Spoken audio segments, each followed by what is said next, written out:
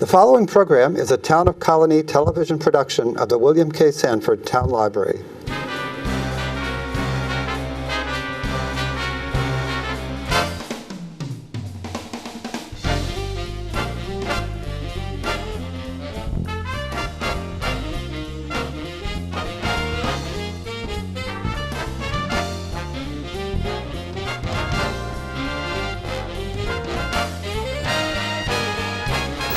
Hello everyone and welcome to Legends.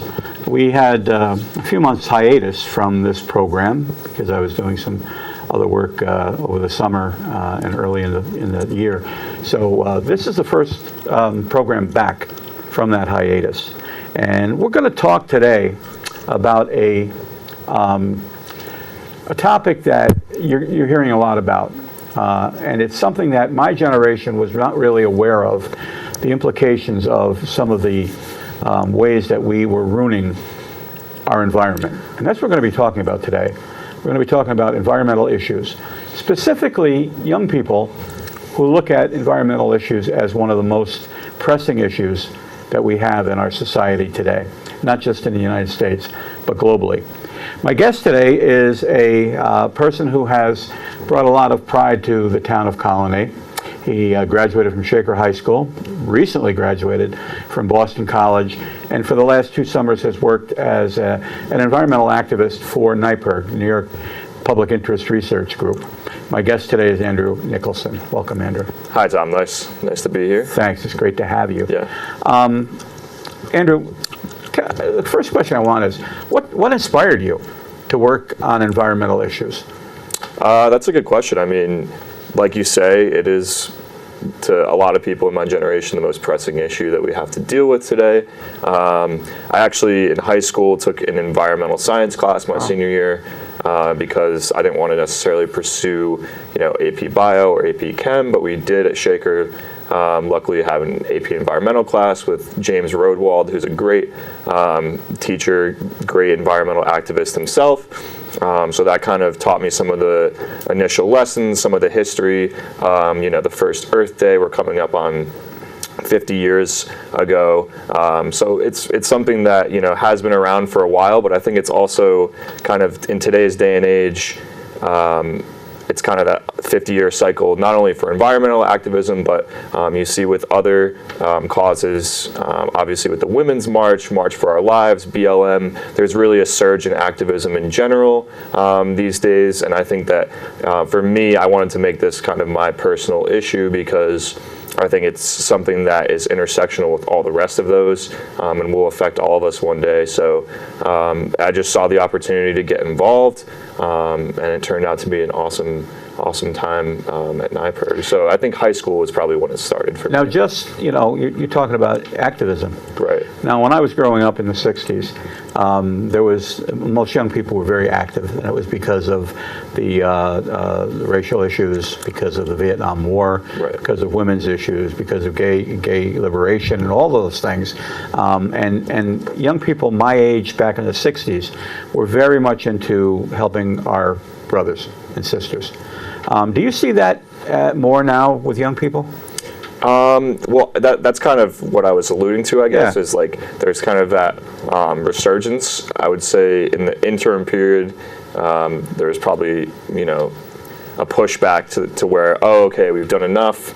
We don't have to keep pushing for those things. But, I would say, yeah, like it's incumbent upon me as, a white male to really kind of stand up for marginalized people. It's really incumbent upon all people that have lived their whole life never really having a question about, their identity. And at the very least, activism is another step beyond this, but at the very least, an education about the struggles that, marginalized groups have faced over time. And like you say, standing up for brothers and sisters, and really just kind of, if one is in an environment where they're surrounded by people that are, similar to them, I mean, that's just kind of human nature. You kind of form your social groups based on, people that are like you. But if you're in that situation or setting, I think it's really important to kind of, if you have the education, if you do know about the history of certain groups, to at least try to inform at the very least. That's the first step. And then beyond that, maybe taking that activist step, for whatever group that may be. I mean, I see a lot of activism on a lot of different areas, gun violence, for instance. Right. The high school students that went out and really started a national movement. The Orlando shootings and LGBTQ people that are going out and making a statement about, being safe and everything else. So I think it's a great thing. One thing that, and this is off the topic of environment, but one thing that I also notice is that it's still difficult to get young people to vote, to enroll and to go out and vote. And I don't understand that. I mean, you can be active, but in the long run, it depends on the people who are the halls of power to make the changes that you guys want to make. Right. I mean, yeah, that's just something that it's, if you look at the historical data, it's always been a pretty significant drop off with the younger people. But even today, like, I get what you're saying in terms of all this activism can be empty if you don't actually step up and cast your vote, because that's where your real power comes in. And that's kind of what people my age are trying to do. I mean, obviously, you talk about social media platforms, there's all the baggage that comes with that, all the negative in terms of them being used for propaganda and kind of stoking the flames of that tribalism. But on the flip side of that,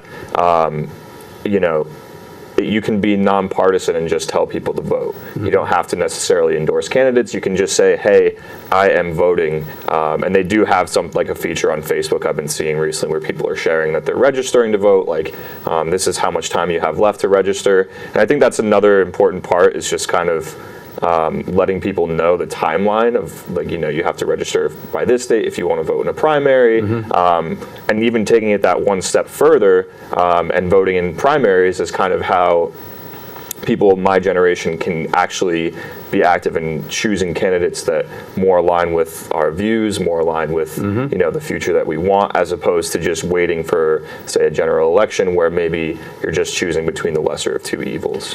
Getting back to the environment, is there one aspect of environmental degradation that you focus on? I wouldn't say so. I mean, I guess just generally speaking, for what I did with my organization at NYPIRG, we really focused on stopping expansion of fossil fuel projects and infrastructure, because these are projects that investors want to see, continue to run for at least 30 or 40 years. So that means, more extraction of fossil fuels.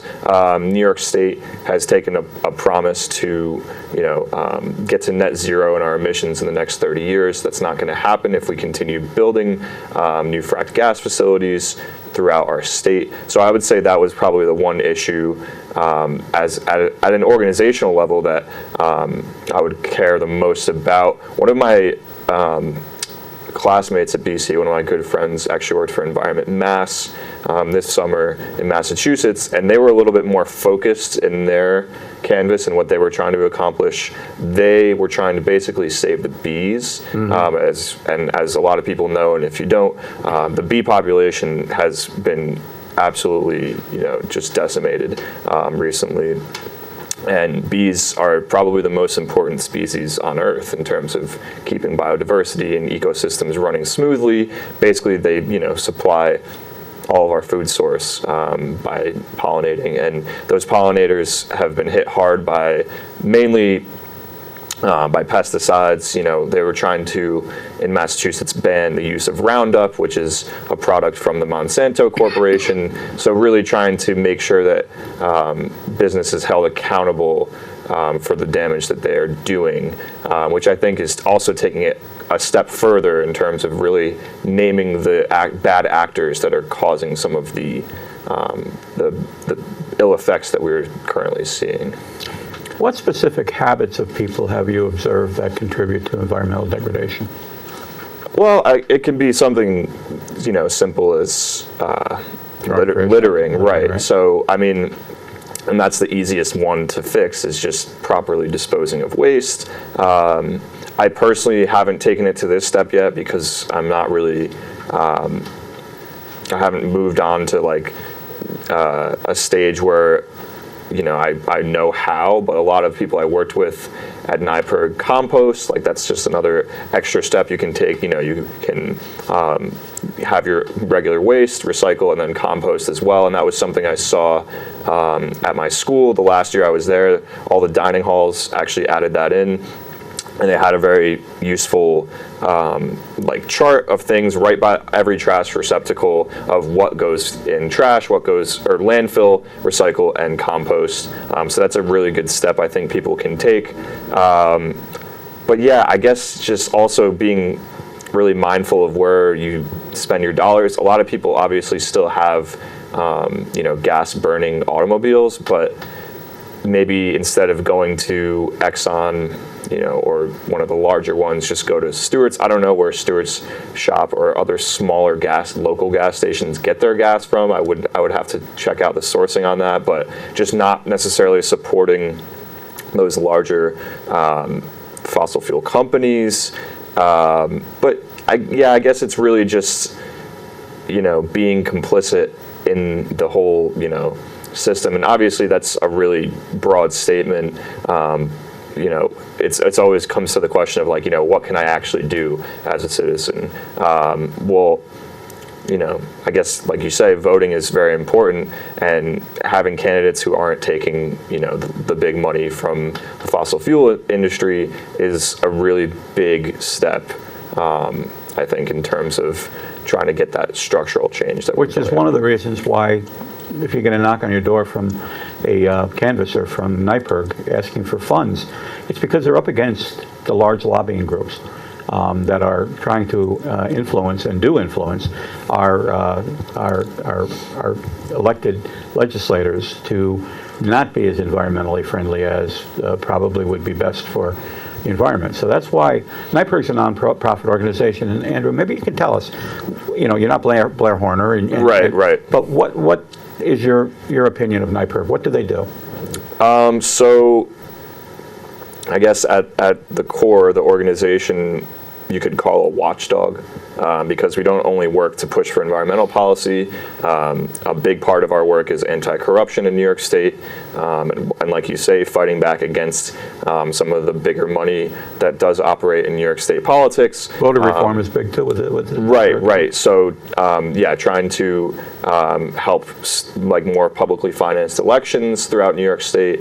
We actually helped to work with to get an LLC political campaign contribution limit this year. It was passed in New York State, basically just trying to, you know, make sure that one single large donor can't have, you know, an outsized influence on New York State politics. Kind of leveling the playing field among all the candidates that some that can't afford, you know, that don't have the ability to solicit funds from those large corporations. Right. So basically, just trying to make New York State more democratic in the way that it operates, and then also, I mean, part of our mission as a canvasser is just to inform people of these things, of what's going on, because it's definitely, it can be very easy for people to feel disconnected from politics, even at a state or local level. It's easy for people to kind of, you know, just see some news headlines and kind of form their opinions off of that without actually really digging into the issues a little bit deeper.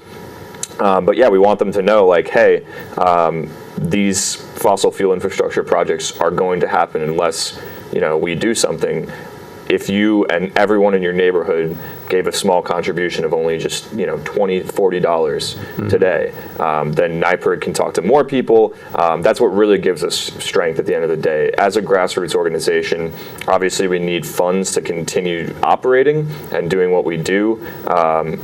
You know, not only in Albany, but also with our New York City office, and throughout the state, because we have our student chapters as well on campuses. So they're organizing, you know, they're running events, they're getting students on campus involved in politics in that way. But it's really from, you know, the lobbying side of things, it's about how many people are members of our organization. That's what elected officials do care about at the state level. If they have, say, a district of 150,000 people. Well, if a few thousand of those people are active NYPIRG members or members of other nonprofit organizations, and they know that and they can see that, then they might be a little bit more inclined, to cast a yes vote on something that's on our agenda. And then the other part of that helps us is that we are able to be flexible with our agenda and our political platform for what we want to see done, because we don't have one individual donor who can call us and say, hey, I want you to pursue this policy that will help my business in this way.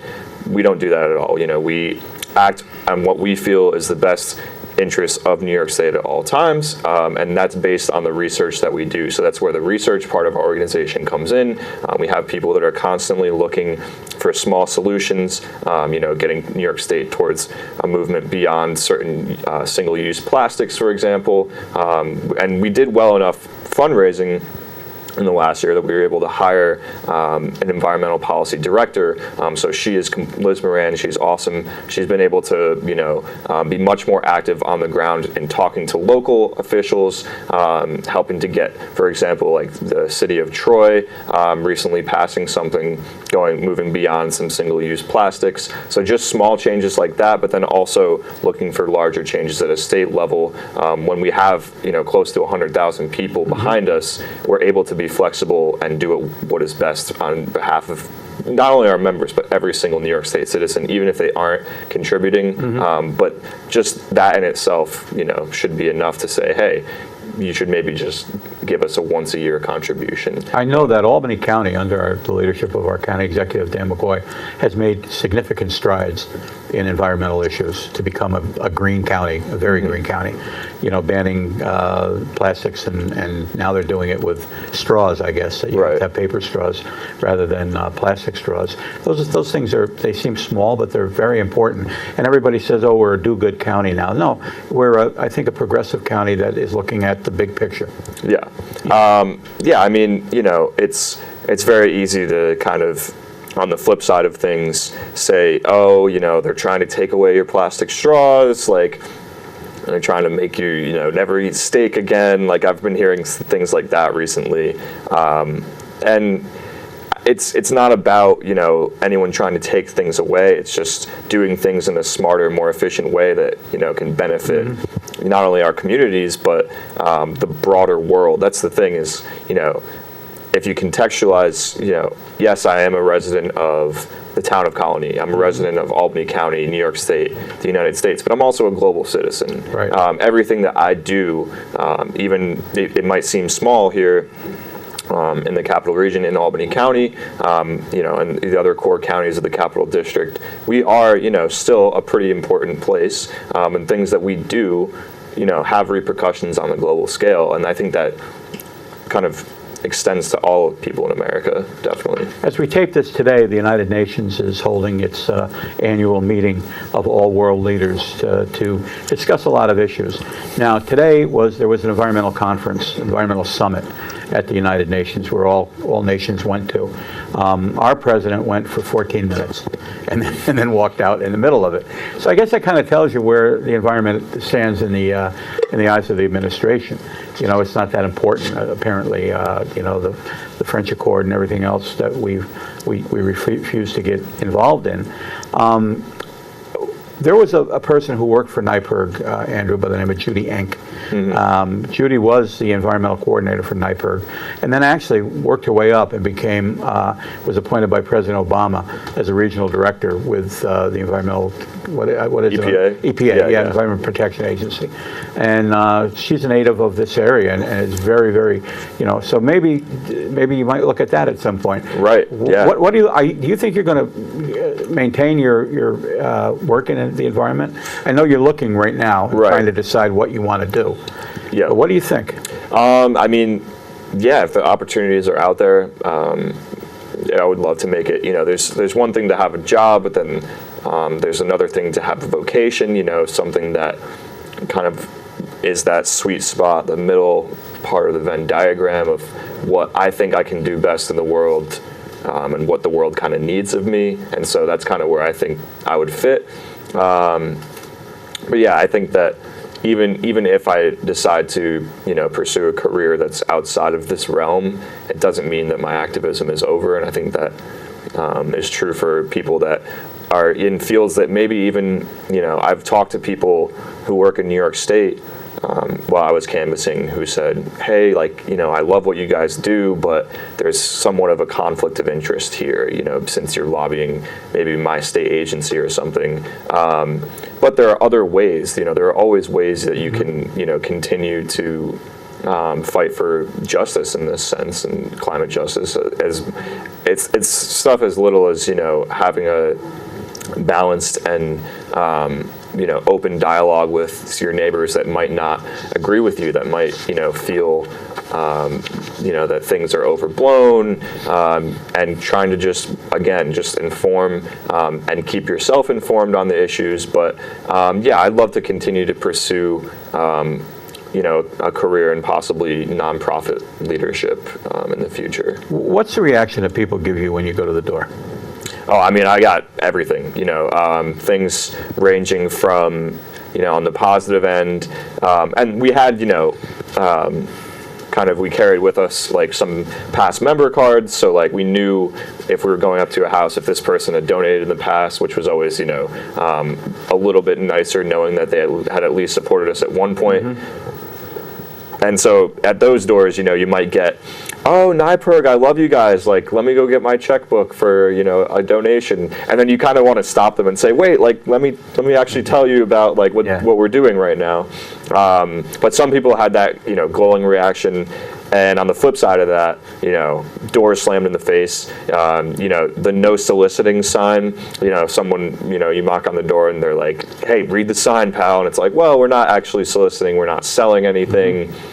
And they don't want to hear it. They'll slam the door in your face. So you had to get used to that. You had to be resilient and not let that get you down, because there were those, and then there were also some kind of tough conversations with people about who didn't agree, didn't feel that climate change was an important issue or that it was even happening. And on those, it was tough, because for me, I always want to try to convince people and persuade them. I feel that that's something that it's hard for me to walk away from that, but you had to kind of learn to, pick your battles. If people are on the fence, then maybe you want to try to persuade them and convince them, and just give them, the facts, give them where New York State's at right now, where we're trying to take the state in policy.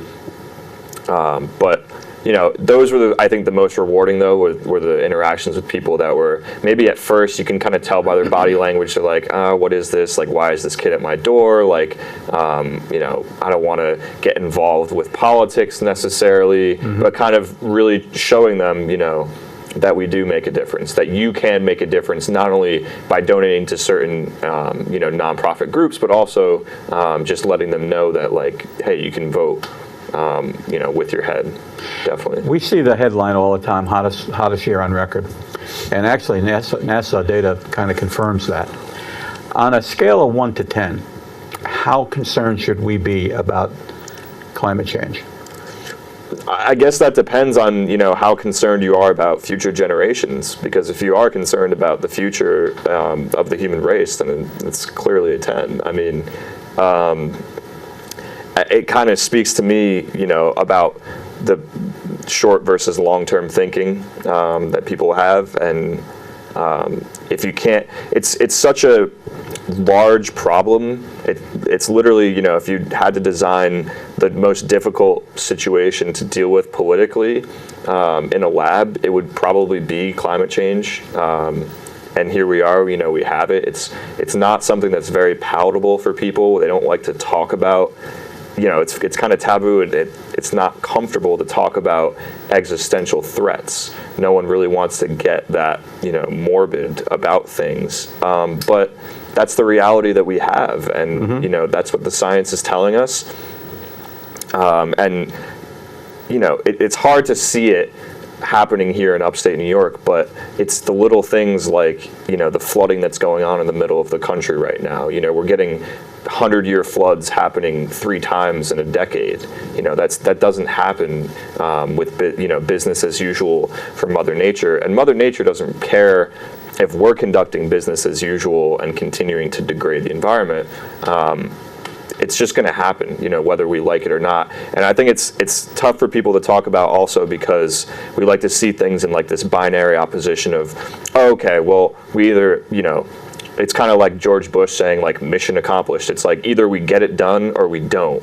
Whereas that's not really how it is with climate change. It's something that there are degrees to which we can try to solve it and try to actually, address the problem. We're not going to completely, avoid damage. Like damage is already being done. Obviously, the target is keeping it under 1.5 degrees Celsius. That's what the Paris Accord is set out for. Right. And we still can do that. We have the ability to do that in the next 30 or so years.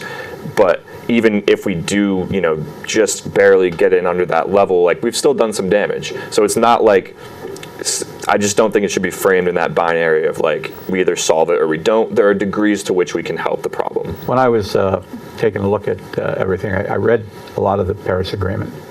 And I saw the 1.5 degrees Celsius suggestion, not suggestion, it's the mandate.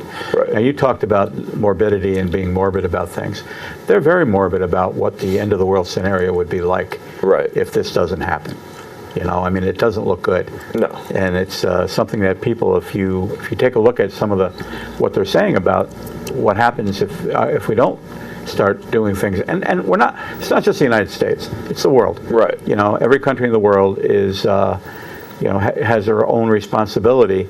And as you said before, we're a global community today. We're not just an American community, and they're not just a French community.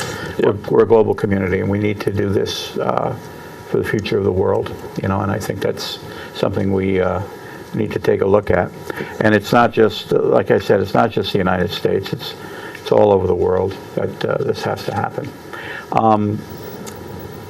What kind of a message would you give to people about being environmentally on top of things, taking a look at the environmental, because a lot of people my age aren't doing it.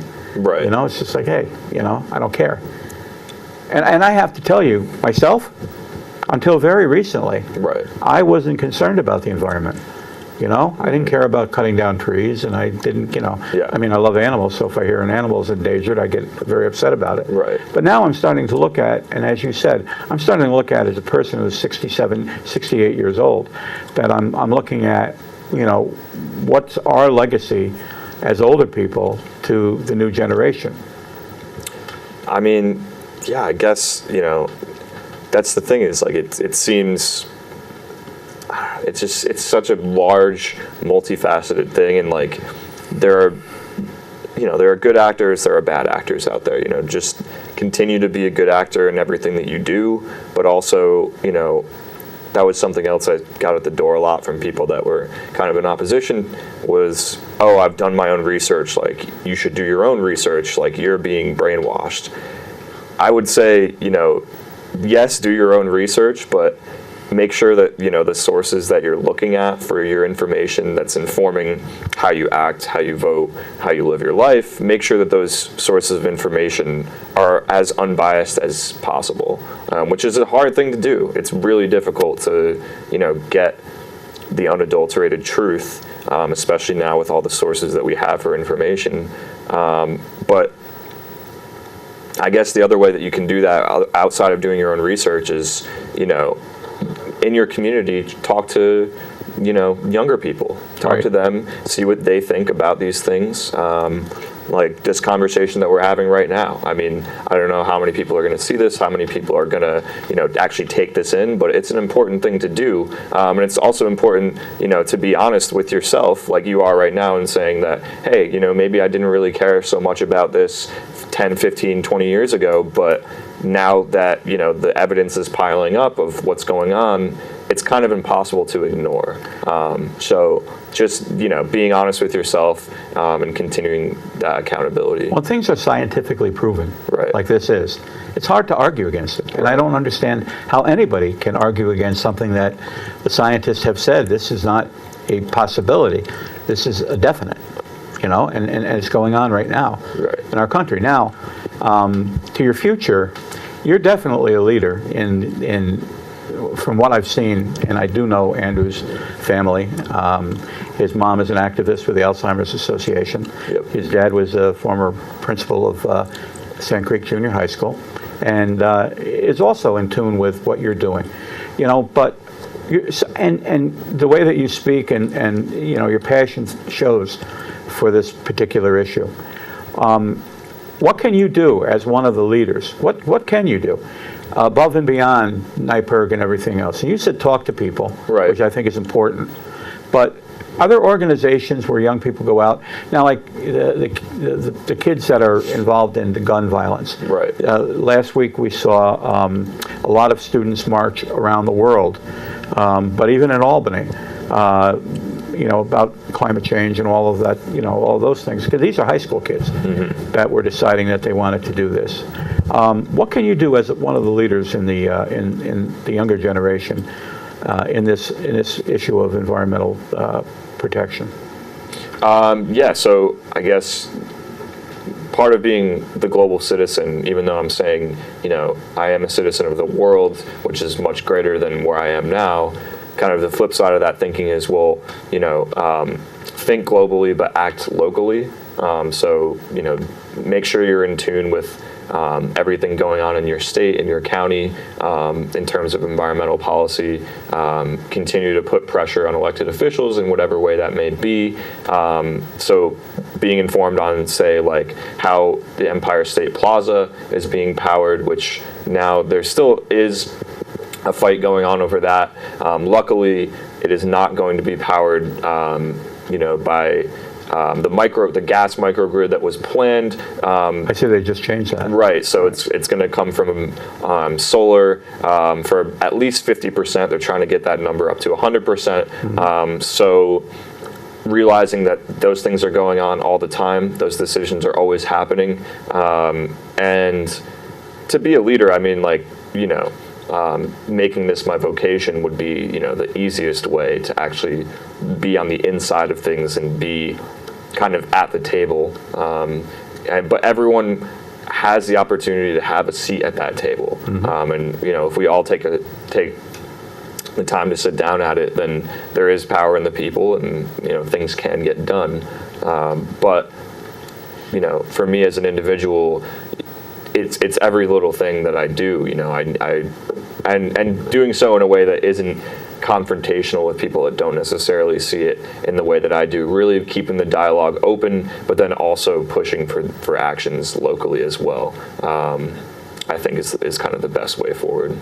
I hope you continue the work that you're doing, because it's important, and to do it at a young age.